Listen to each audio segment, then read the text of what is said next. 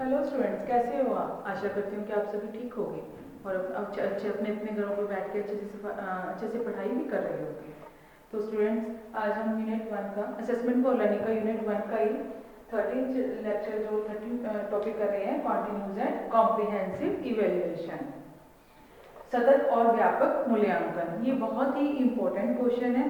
ये 4 मार्क्स में भी आ जाता है, कभी इसके ऑब्जेक्टिव्स पूछ लिए जाते हैं 4 मार्क्स में, या इसका इंट्रो पूछ लिया जाता है, और ये 16 मार्क्स के लिए भी बहुत इंपॉर्टेंट क्वेश्चन है। तो students please be careful and बहुत ध्यान से सुनिएगा, ठीक है जी। तो जो कॉन्टिन्यूस एंड कॉम्प्रिहेंसिव इवेल्युएशन होता है, इसको हम शॉर्ट फॉर्म में बोलते हैं CCE।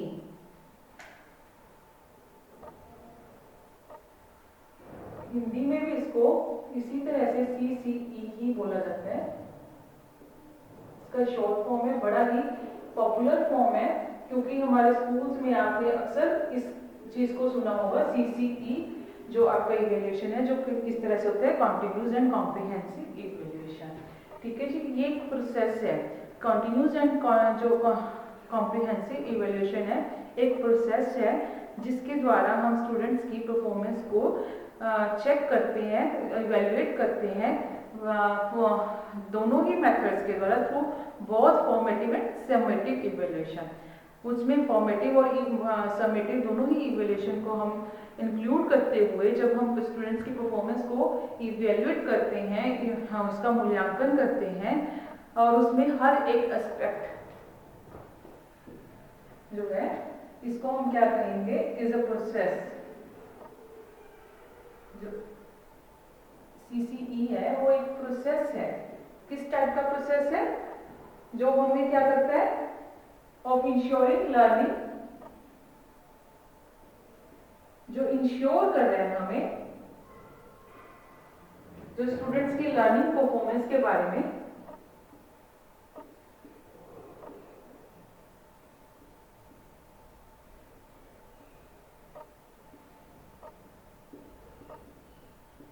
of students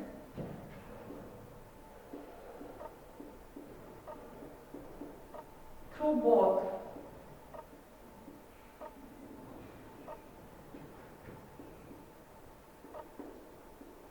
formative and summative evaluation.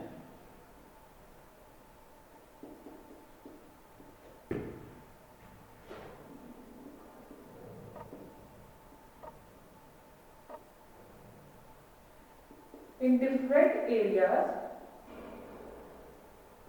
such as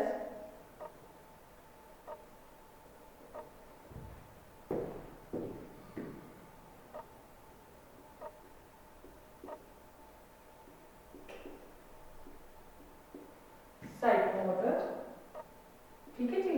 हमने ये बात करी है कि प्रोसेस है जो कि स्टूडेंट की परफॉर्मेंसेस, लर्निंग परफॉर्मेंसेस को चेक करता है through both formative and summative evaluation. Sorry, यहाँ पे इवेल्युएशन मिस हो गया मेरे से।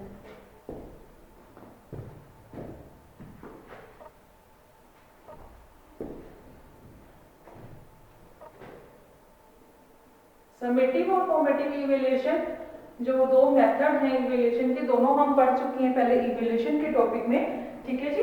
In different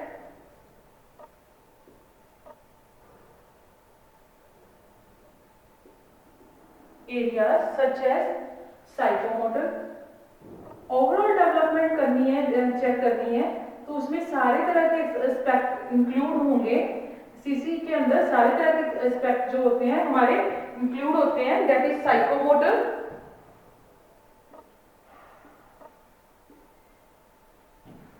affective and cognitive domains,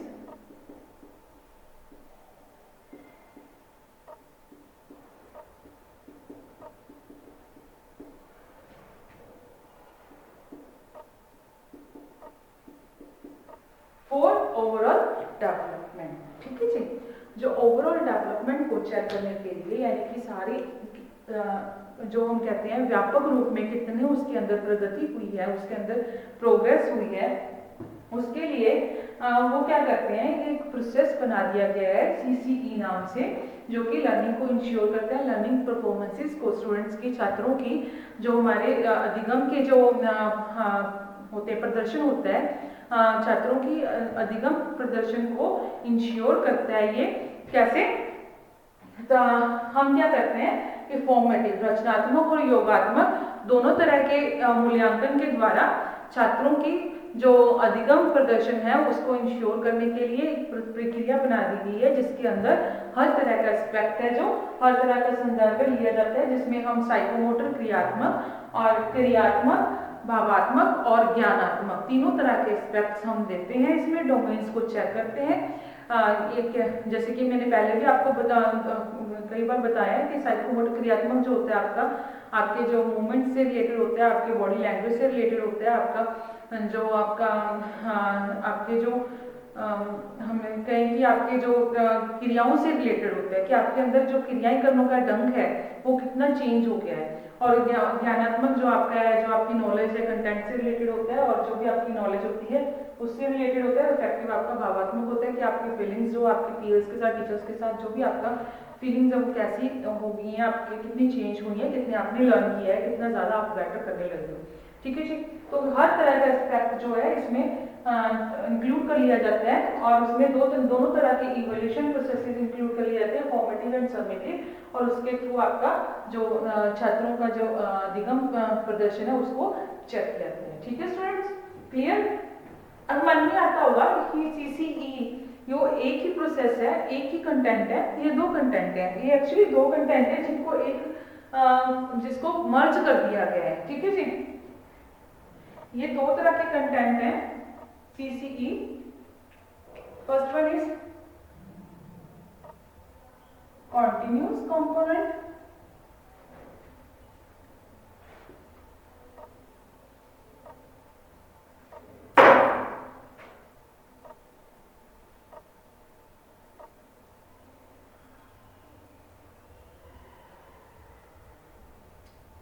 जिसे हम निरंतर कहेंगे, निरंतर चलने वाली। Second is comprehensive,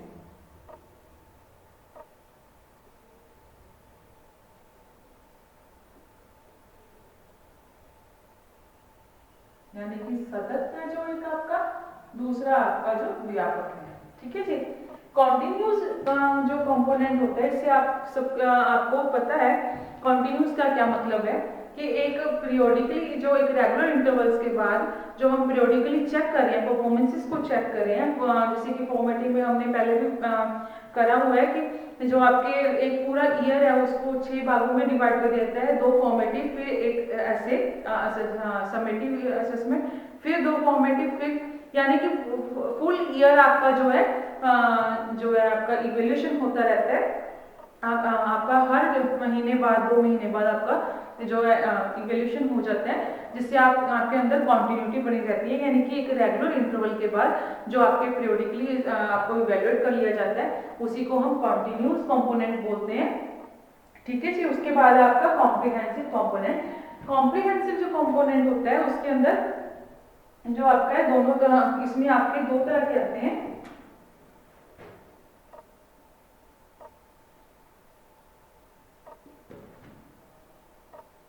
scholastic and को-स्कोलास्टिक।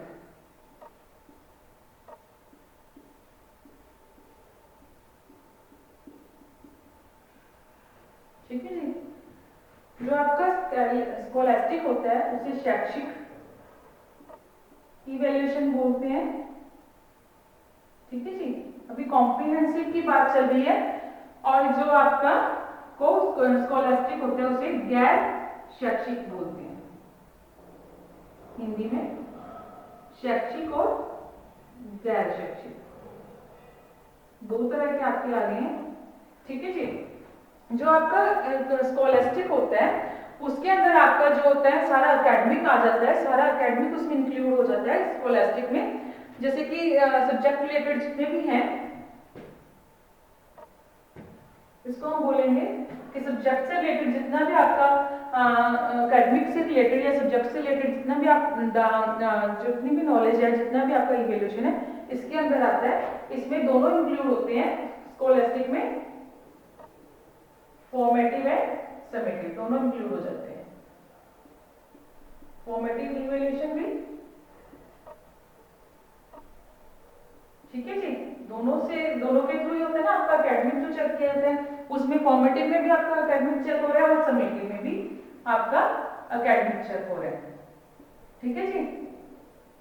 लेकिन समेटिव में सिर्फ एकेडमिक नहीं चेक होता है, और भी बहुत कुछ चेक होता है, ठीक है जी।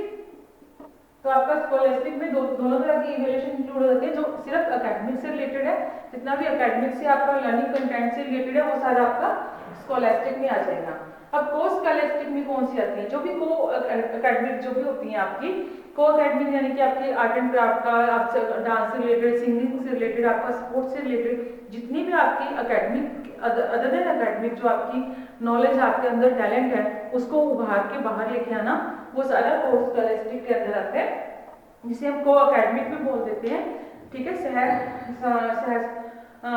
जो आपकी जो शैक्षिक होती है, इसको गैर शैक्षिक भी बोलते हैं, सह शैक्षिक भी बोलते हैं, ठीक है स्टूडेंट्स। इसके अंदर बहुत सारी जो आगे से इसको फिर से कर लिया जाता है, जैसे लाइफ और थिंकिंग स्किल्स,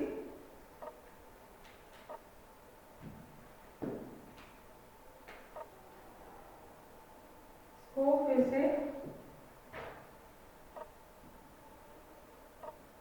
लाइफ और थिंकिंग स्किल कि आपके अंदर कितनी थिंकिंग स्किल्स, सॉरी, आपके अंदर कितनी थिंकिंग स्किल्स है, आप कितना अच्छे तरीके से सोच सकते हैं।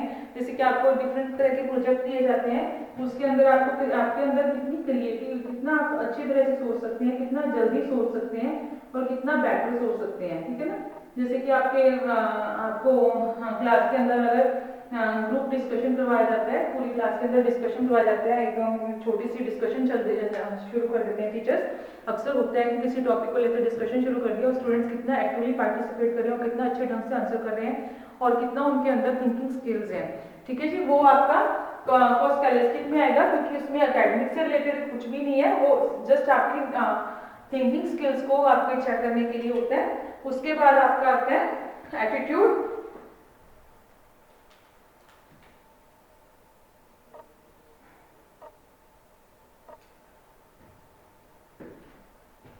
थिंकिंग स्किल्स, उसके बाद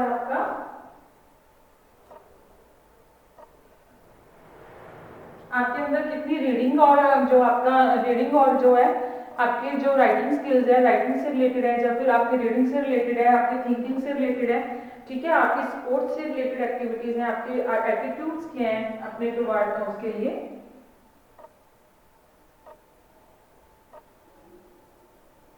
एटीट्यूड टुवर्ड्स टीचर्स, पीयर्स,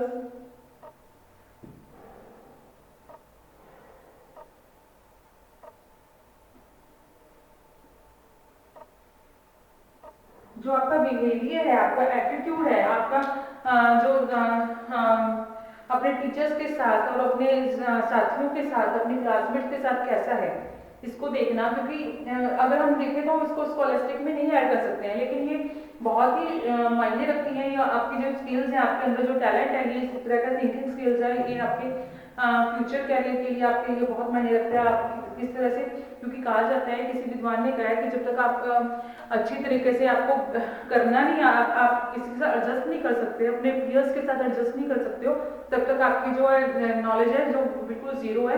क्योंकि सबसे पहली जो नॉलेज होनी चाहिए आपकी अपने पीयर्स के साथ एडजस्ट करने आने की होनी चाहिए। सबसे पहले जो आपके अंदर स्किल होनी चाहिए कि आप कैसे दूसरों के साथ, अपने साथियों के साथ एडजस्ट करते हो, वो सबसे पहले आना चाहिए। उसके बिना आप कितने भी विद्वान हो, आप कितने भी नॉलेज रखते हो, वो आपकी जीरो है, ठीक है जी।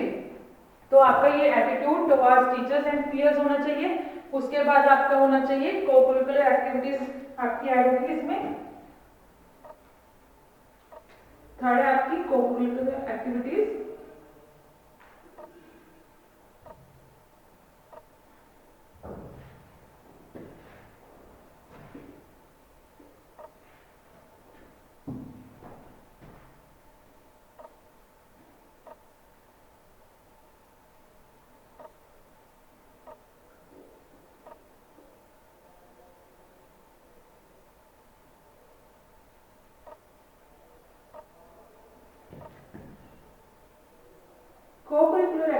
में क्या आएगा आपका, जितने भी आपके कोई भी एक्टिविटीज़ हैं, चाहे आपकी स्पीच, स्टेज के ऊपर स्पीच का बोलने का कॉन्फिडेंस है, चाहे आपकी डांस स्किल्स हैं, चाहे आपकी सिंगिंग स्किल्स हैं, चाहे आपका आर्ट एंड क्राफ्ट है, आपकी ड्राइंग स्किल्स हैं, या फिर आपका जो आपका आर्ट एंड क्राफ्ट भी हो गया, आपका स्पोर्ट्स के अंदर आपका जो स्किल्स हैं, वो सारी कोकुलर एक्टिविटीज़ के अंदर आ जाएंगी। ठीक है जी। तो इस तरह से ये कोर्स कैलिस्टिक को कवर करता है, जिसके अंदर आपका हेल्थ एंड फिजिकल भी आएगा कि आपकी जो हेल्थ है, आपके जो आपका जो है आपके अंदर एक स्वस्थ शरीर होना भी जरूरी है, क्योंकि हेल्थ के बिना आपके कोई किसी भी चीज़ में किसी का इंटरेस्ट नहीं रहता है और वो ना ही प्रोग्रेस कर सकते हैं। ठीक है जी। तो ये आपकी कोकुलर एक्टिविटीज़ के अंदर आएगा। तो आपको अभी हमने जो हमने कॉन्टिन्यूस एंड कॉम्प्रिहेंसिव इवैल्यूएशन के अंदर हमने क्या देखा है कि एक प्रोसेस है जिसमें फॉर्मेटिव और समेटिव इवैल्यूएशन के थ्रू हम क्या कर रहे हैं, स्टूडेंट्स की परफॉर्मेंस को चेक कर रहे हैं। उसके अंदर कॉन्टिन्यूस कंपोनेंट और कॉम्प्रिहेंसिव कंपोनेंट अलग अलग है। इसके अंदर कॉन्टिन्यूस वो है जिसके अंदर हम रेगुलर इंटरवल्स के ऊपर, चाहे वो यूनिट टेस्ट है, चाहे आपके क्योंकि जो फॉर्मेटिव और समेटिव असेसमेंट के अलावा भी जो आपके यूनिट टेस्ट चलते रहते हैं डे बाय डे, टीचर्स अपने अपने लेते रहते हैं, वो भी इसी के अंदर आते हैं, कॉन्टिन्यूस कंपोनेंट के अंदर आते हैं। फिर कॉम्प्रिहेंसिव के अंदर हमने फिर से स्कॉलस्टिक और पोस्ट कैलिस्टिक को कर दिया है। स्कॉलस्टिक्स में सारा एकेडमिक रिलेटेड आ जाता है, सब्जेक्ट से रिलेटेड आ जाता है, जिसमें फॉर्मेटिव और समेटिव इवैल्यूएशन आ जाते हैं। पोस्ट स्कॉलस्टिक में आपका थिंकिंग स्किल्स, एप्टीट्यूड, स्टॉट, teachers and peers, co-curricular activities, ठीक है, ये सारी आ जाती हैं। तो बच्चे इसके बाद है आपका, ये आपका इंट्रो हो गया है जो कॉन्टिन्यूस एंड कॉम्प्रिहेंसिव इवैल्यूएशन का है। इसके बाद आपका आता है ऑब्जेक्टिव्स ऑफ सीसीई। सॉरी,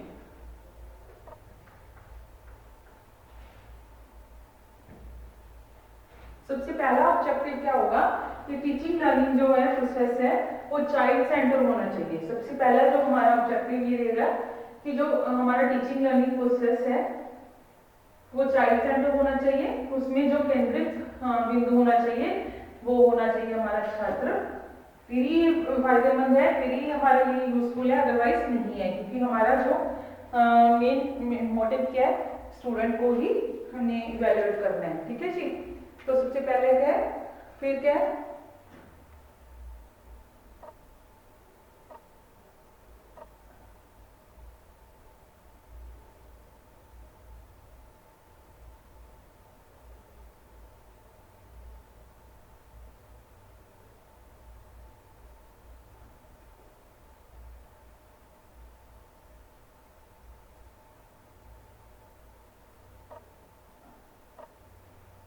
ठीक है जी। अब हमने करना है ऑब्जेक्टिव्स ऑफ सीसीई। क्या उद्देश्य है सीसीई के?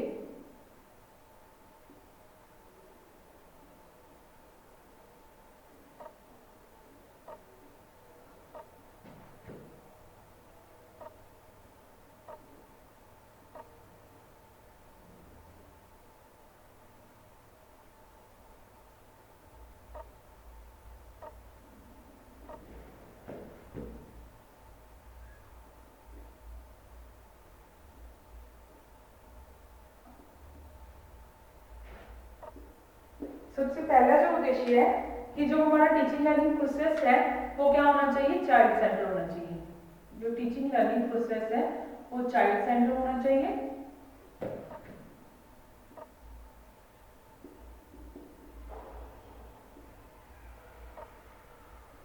शॉर्ट में लिख रही हूँ बच्चे, फुल नहीं लिखूंगी आपका। चाइल्ड सेंटर यानी कि जो हमारा अधिगम जो हमारा शिक्षण अधिगम प्रक्रिया है वो क्या होनी चाहिए, हमारी छात्र केंद्रित होनी चाहिए। ठीक है जी। शिक्षण अधिगम प्रक्रिया छात्र केंद्रित होनी चाहिए। जो बर्डन है वो स्टूडेंट्स के ऊपर बर्डन नहीं, सेकंड जो आपका आएगा वो क्या है कि जो छात्र हैं, जो स्टूडेंट्स हैं, उनके ऊपर बर्डन नहीं होना चाहिए, मतलब बर्डन फ्री एजुकेशन होनी चाहिए।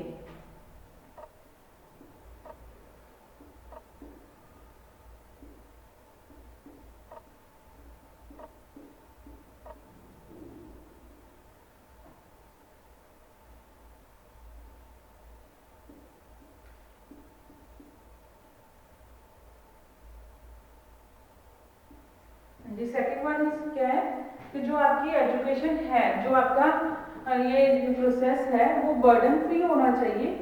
हाँ, स्टूडेंट्स के लिए बर्डन नहीं बनना चाहिए वो, ठीक है ना। इसका मेन ऑब्जेक्टिव क्या होना चाहिए? To reduce burden of students.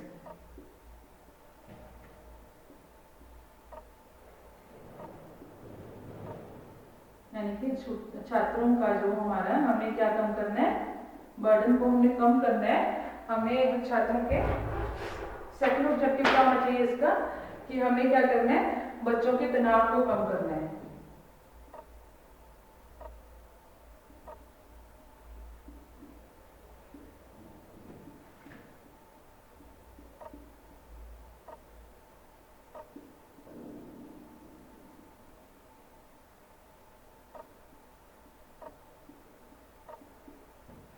Third हमारा जो होना चाहिए वो क्या होना चाहिए, कि जो हमारा इवेल्यूशन है वो कॉम्प्रिहेंसिव होना चाहिए, यानी कि सारे एस्पेक्ट्स को होना, जो इवेल्यूशन है वो कॉन्टिन्यूस एंड कॉम्प्रिहेंसिव होना चाहिए, यानी कि निरंतर बेसिस पे होना चाहिए, और सारे ओवरऑल एस्पेक्ट्स को इसने कवर करते होना चाहिए।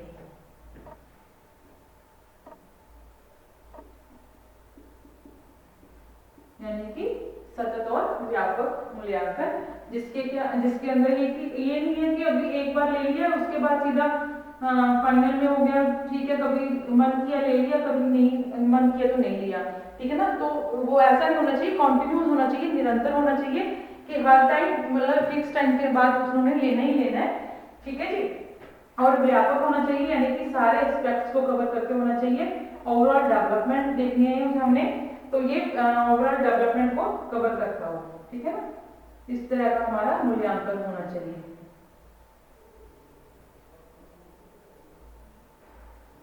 फिर उसके बाद क्या आपका जो फोर्थ ऑब्जेक्टिव है इसका क्या, वो क्या है कि जो रेमेडियल, जो ये CCE है हमारा इवैल्यूएशन सिस्टम है, ये क्या होना चाहिए? डायग्नोस्टिक।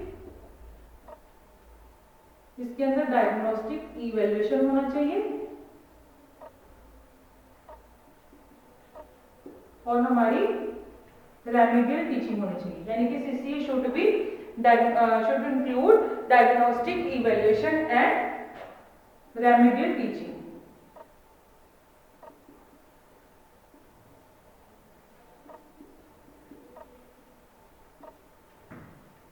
रेमेडियल टीचिंग को भी इंक्लूड करना है, और हमें डायग्नोस्टिक इवैल्यूएशन को करना है, यानी कि निदानात्मक तो मूल्यांकन होना चाहिए। इसके अंदर क्या क्या हमारे शामिल होना चाहिए? निदानात्मक मूल्यांकन और रेमेडियल टीचिंग। रेमेडियल टीचिंग से मतलब समझते हो ना, कि पहले तो पता लगाना कि कहाँ पे कमियां आ रही हैं, क्या प्रॉब्लम्स हैं बच्चों की, क्यों नहीं समझ आ रहा है, कहाँ पे वो उनको दिक्कत आ रही है। फिर रेमेडियल टीचिंग देना। रेमेडियल टीचिंग यानी कि जो आपका उपचारात्मक शिक्षण देना, जिसके अंदर हम उन कमियों को पूरा करने के लिए उन्हीं के ऊपर हम काम करते हैं जो हमने कमियों को पता की है। यानी कि डायग्नोस्टिक इवैल्यूएशन के बाद ही उपचारात्मक हमारा शिक्षण होता है।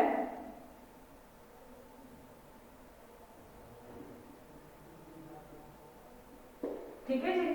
सबसे पहले हमें क्या करना है, इसमें जो हमारे ऑब्जेक्टिव्स हैं उसमें क्या है कि जो हमारी टीचिंग लर्निंग प्रोसेस है वो चाइल्ड सेंटर होनी चाहिए, छात्र केंद्रित होना चाहिए हमारा शिक्षण अधिगम प्रक्रिया, क्योंकि छात्र के हमने जो डेवलपमेंट देखनी है, ओवरऑल डेवलपमेंट हमने स्टूडेंट की देखनी है, तो इवैल्यूएशन को भी हमने इवैल्यूएशन के अंदर भी हमने क्या करना है, CC के अंदर हमारे जो चाइल्ड है उसको सेंटर पॉइंट मानना है, ठीक है जी। उसी के ऊपर आधारित होना चाहिए सारा। फिर उसके बाद क्या है, जो हमने क्या करना है, तनाव को कम करना है बच्चों के तनाव को। ये नहीं कि वो तनावपूर्ण हो जाए, बच्चों के लिए बहुत ही बर्डनफुल हो जाए, जैसे कि पहले था, जैसे एनुअल सिस्टम था, पूरे साल के बाद जब होता है इवैल्यूएशन होता है, एकदम से बच्चों के ऊपर बर्डन आ जाता है। लेकिन जब रेगुलर होता रहता है तो उनका प्रिपरेशन भी रेगुलर होता रहता है, वो प्रिपेयर रहते हैं और उनके लिए बर्डन लेस हो जाता है, उनका बर्डन है जो रिड्यूस हो जाता है, तनाव कम हो जाता है। तो फिर थर्ड है कॉन्टिन्यूस एंड कॉम्प्रिहेंसिव होना चाहिए, यानी कि निरंतर चले। ये नहीं है कि कभी मन किया तो ले लिया, कभी इवैल्यूएशन कर लिया, कभी नहीं मन किया तो नहीं किया, ऐसा नहीं होना चाहिए, निरंतर होना चाहिए और सारे एस्पेक्ट्स को कवर करता हुआ होना चाहिए। तीनों एस्पेक्ट्स जो हमने बोला है वो सारे एस्पेक्ट्स को कवर करते हुए होना चाहिए। थर्ड क्या है, डायग्नोस्टिक इवैल्यूएशन होना चाहिए, यानी कि हमें पता चलना चाहिए कि बच्चों में कहाँ कमी आ रही है और क्यों आ रही है। ठीक है जी। फिर हमने उसकी रेमेडियल टीचिंग करनी है, जो हमें पता चल गया कि कहाँ कमी आ रही है और क्यों आ रही है, उन्हीं के ऊपर हमने टारगेट करना है और उन्हीं को ओवरकम करने की कोशिश करनी है। तो बच्चे ये आपका यहाँ यहीं पे टॉपिक कंप्लीट होता है, कॉन्टिन्यूस एंड कॉम्प्रिहेंसिव इवैल्यूएशन। ठीक है बच्चे, बहुत इंपॉर्टेंट क्वेश्चन है, ध्यान से पढ़ना इसको और अच्छी तरह से आप इसको समझना। ठीक है जी।